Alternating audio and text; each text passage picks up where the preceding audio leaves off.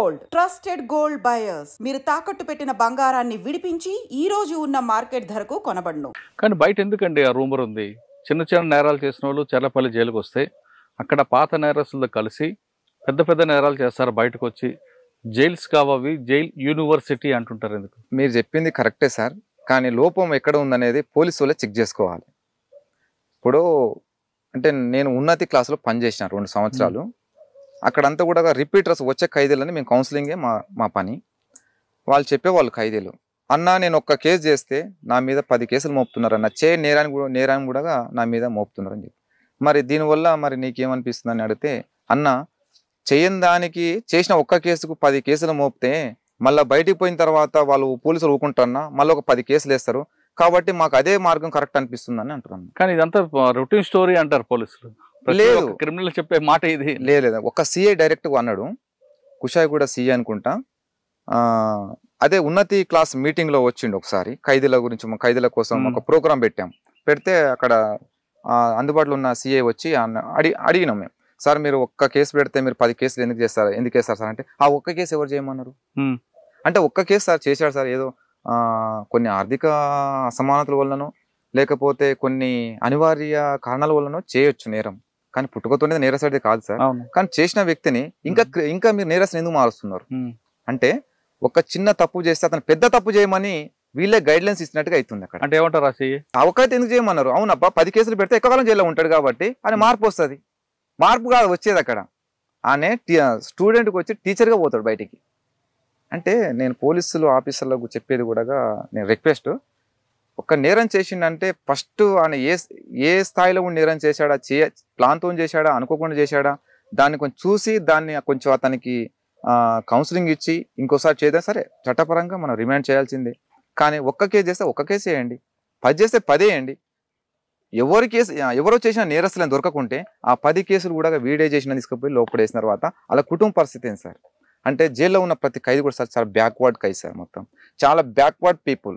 ఎందుకంటే అందరు కూడా విద్యావంతులే, కానీ పూటకు లేని వాళ్ళంతా. ఒక మర్డర్ చేసిన వాళ్ళే, పెద్ద పెద్ద నేరస్తులు ఎవ్వరు రారు సార్ జైలుకు, చేసినా కూడా వాళ్ళు జైలుకి రారు, బయటనే వచ్చేది ఎవరు? ఆ రోజు రాదు కూలి చేసుకునేటోళ్ళు, కనీసం ఊళ్ళో ఇంటి రూమ్ కిరాయి కట్టలేని వాడు, తల్లిని కనీసం తల్లిదండ్రుల పూటకు గడపని వాళ్ళు మాత్రమే జైలుకి వస్తూ ఉంటారు. నేను చాలా మందిని ఖైదీల నుంచి నేను చాలా బాధపడ్డాను సార్ నేను. కానీ ఎవరు కూడా జైలుకి వచ్చిన వాళ్ళందరూ కూడా నేరస్తులు అయితే కాదు, అందులో నేరం చేసిన వాళ్ళు ఉంటారు, చేయని వాళ్ళు కూడా ఉంటారు. చెర్లపల్లి జైల్లో మీరు ఉన్నతి కార్యక్రమం చేశారు? చేశాను. అక్కడ బీనా మేడం ఉంటారు? అవును ఉంటారు. ఆవిడ ఎలా కౌన్సిలింగ్ చేస్తారు సార్? బీనా మేడం, ఆమెకు చాలా చాలా థ్యాంక్స్ ఆ మేడంకు. తను రిటైర్మెంట్ అయిపోయిన తర్వాత కూడా ఆమె ఇంకొక 2 మహిళల్ని తీసుకుని వచ్చేది.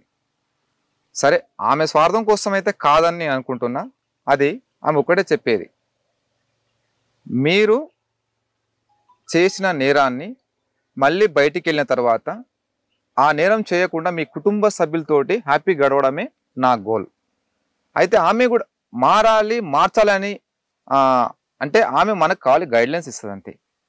ఆమె ఓన్లీ రిసర్చ్ అంటే ఖైదీల స్వభావం ఎట్లా ఉంది, వాళ్ళ మెంటల్గా ఎట్లా ఉంటారు, వాళ్ళని ఏంటంటే వాళ్ళ కొన్ని సెషన్స్ పెట్టి మనలో కొంచెం మైండ్ని కొంచెం చేంజ్ చేయడం కోసం చాలా ప్రయత్నం చేసింది. చాలామంది కూడా ఆమె వల్ల మారి కూడా బయటికి వెళ్ళిన తర్వాత వాళ్ళకు ఉపాధి కూడా దొరికేటట్టు కూడా ఆమె చేసింది. అది కూడా జైళ్ళ శాఖ నుంచి ఒక టీ అది పెట్టుకోవడం, టీ డబ్బా పెట్టుకోవడం కానీ, పెట్రోల్ బంక్లో ఉద్యోగాలు అక్కడ ఇవ్వడం కానీ ఆమె చేసింది. ఆవిడ చేసే మంచి పని కాదనట్లేదు, వికే సింగ్ గారు చేసిన కార్యక్రమాన్ని ఎవరు తప్పట్లేదు. కానీ ఇప్పుడు మీకు ఎగ్జాంపుల్ బాలలింగం, అవును మీకు ఎదురై ఉంటాడు, ఎదురైనా చూసిన నేను. బయటకు వచ్చాడు, ఆయన కోసం పెట్రోల్ పంప్ లో ఒక జాబ్ ఇచ్చారు వికే సింగ్ గారు. అక్కడ ఉన్నప్పుడు కూడా ఆయన మారాను నాకు అని చెప్తున్న వ్యక్తి తిరిగి మళ్ళీ అదే బాట పెట్టి మళ్ళీ జైలుకి వెళ్ళాడు. మనం ఏ విధంగా అర్థం చేసుకోవాలి సార్? అతను నేను జైల్లో ఉన్నప్పుడే ఒక క్రైమ్ ఆఫీసర్, క్రైమ్ డిపార్ట్మెంట్ వచ్చి సీసీ కెమెరాలో ఒక ఫుటేజ్ చూపించారు. ఇతను తెలుసా అంటే, అరే ఇతను మన దగ్గర ఉంటాడు కదా, ఇక్కడ పెట్రోల్ బంక్లో పనిచేస్తారని చెప్పినాం. అది దొంగతనం చేసిన నాకు తెలియదు, పెట్రోల్ బంక్లో చేసిన విషయం నాకు తెలుసు. సరే ఇప్పుడు ఆయన మారినని చెప్పుకున్నాడు, బయటకు పోయి పెట్రోల్ బంక్లో ఉన్నాడు, మళ్ళీ దొంగతనాలు చేసిండంటే సరే చేయొచ్చు, చేయలేదని అనలేము. ఎందుకంటే ఇప్పుడున్న సమాజంలో యువత లగ్జరీకి అలవాటు పడిపోయింది. తాగుడు, మంచి కార్లు కావాలని, బంగ్లాలు కావాలని, అలాంటి కల్చర్కి అలవాటు అయిపోయిన తర్వాత వీడేమో ఎందుకంటే ఇంకా చాలా కింద ఉన్నాడు కదా. మరి నేను అట్లా ఎదగాలి కాబట్టి మరి ఏం చేయాలి, మరి ఇంట్లో కుటుంబాన్ని పోషించలేకపోతున్నా, నా తల్లిదండ్రులు పోషించలేకపోతున్నా, వచ్చిన పెట్రోల్ బంక్లో చేసిన 10,000తో నేను ఏం సంపాదించాలా అంటే అతనికి నేను అనుకుంటున్నా అతనికి ఏమైంది అంటే ఈ 10,000తోటి నేను నా కుటుంబం పోషించలేను, నా భార్య పిల్లల్ని పోషించలేను, నేను బతకలేను, కాబట్టి నాకు దొంగతనమే మార్గం అనుకొని చేసి ఉంటాడు. లోపలికి వచ్చి మాట్లాడాడు ఎప్పుడైనా మీతో? వచ్చాడు. అంటే రిలీజ్ అయినాక ఒకసారి ఉన్నతిలో ప్రోగ్రామ్కు రమ్మంటే వచ్చి చెప్పాడు, నేను మారిపోయినా మంచిగున్నా అని చెప్పిండు. కానీ మంచిదే, సంతోషం కదా. ఇక బయటికి వెళ్ళిన తర్వాత మారి పెళ్లి చేసుకున్నాడు అంటే కూడా పెళ్లి చేసుకున్నాడంట, సంతోషం అనుకున్నాం. కానీ ఒక పెట్రోల్ బంక్లో పనిచేస్తే 10,000తో ఎవరు బతకలేరు ఇప్పుడు. అంటే ఫస్ట్ అతనికి లైఫ్ సెటిల్ కావాలంటే ప్రభుత్వం అంటే ఇలాంటి నేరస్తులని ప్రభుత్వం ఆదుకోవాలి. అంటే వాళ్ళకున్న ఆర్థిక స్తోమతను బట్టి భూమి ఇవ్వడమా, లేకుంటే ఇంకా పెద్ద కంపెనీలు ఏమైనా పెట్టడమా, అట్లాంటి చేస్తే వాళ్ళు నేరం వైపు వెళ్ళి. ఒక మనిషి బతకాలంటే 5,000 రూపాయల నుంచి కూడా బతకచ్చు, 5 లక్షలు కూడా బతకచ్చు, సరిపోదు అనుకుంటే. 10,000 రూపాయలు ఉద్యోగం సంపాదించిన వ్యక్తికి బతకాలనుకుంటే తప్పు చేయకుండా బతకొచ్చు. కానీ నేను విలాసాలకు వెళ్ళాలనుకుంటే 10,000 కాదు కదా, 10 లక్షలు కూడా సరిపో.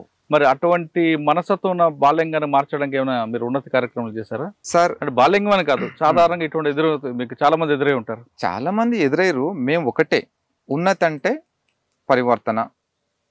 ఒక టార్చ్ లైట్, చీకట్లో వెళ్ళే వాళ్ళకు ఒక లైట్, ఒక టార్చ్ లైట్ మాత్రమే. కానీ ఈ మార్గంలో నడవండి, ఈ మార్గంలో నడిస్తే మీకు ముళ్ళబాట, ఈ మార్గంలో నడవండి అని ఒక ఎలుతురు చూపిస్తాం అంతే.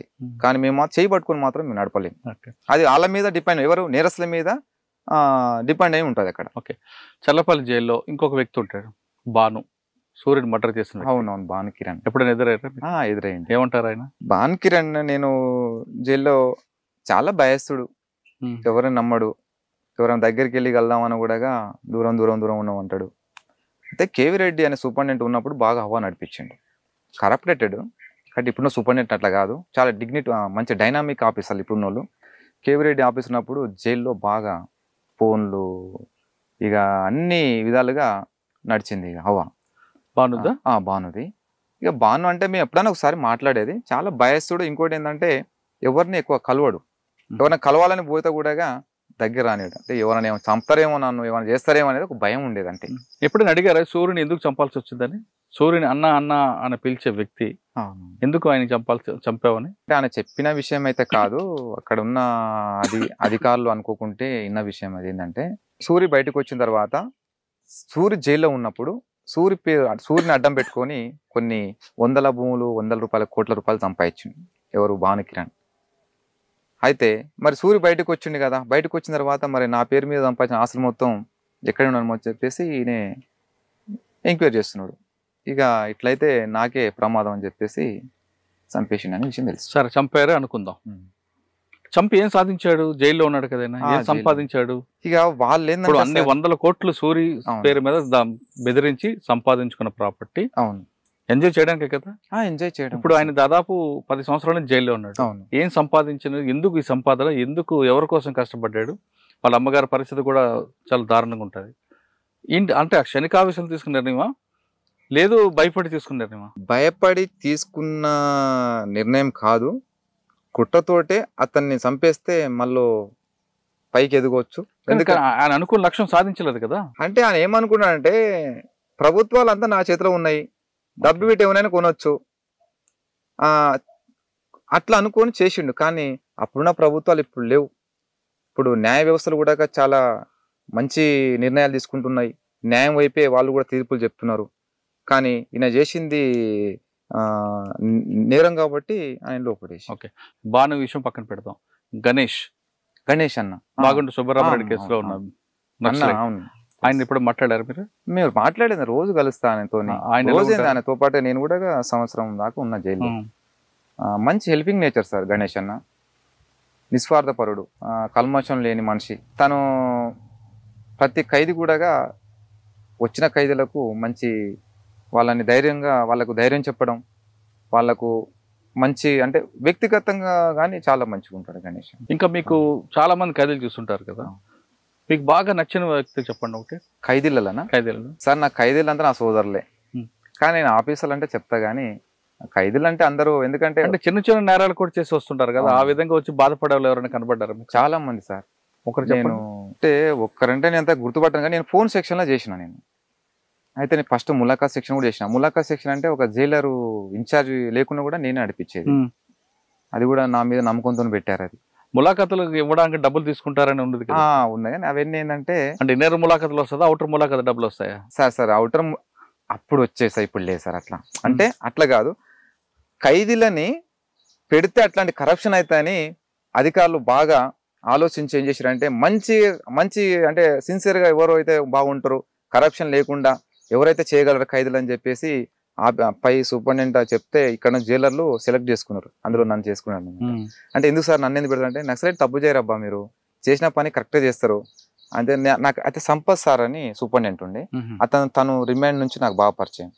అతను కూడా నాకు చాలా అభిమానం కూడా.